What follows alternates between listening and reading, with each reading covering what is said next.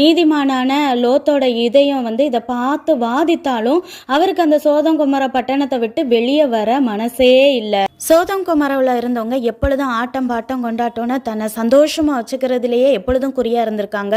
அவங்க வந்து பொல்லாத ஜனங்களும் கர்த்தருக்கு முன்பாக மகா பாவிகளுமா இருந்தாங்களாம். அப்போ அவங்கள அழிக்கணும்னு சொல்லிட்டு தேவன் பிளான் பண்ணுறாரு. அதை குறித்து ஆபிரகாமிட்டையும் சொல்கிறாரு.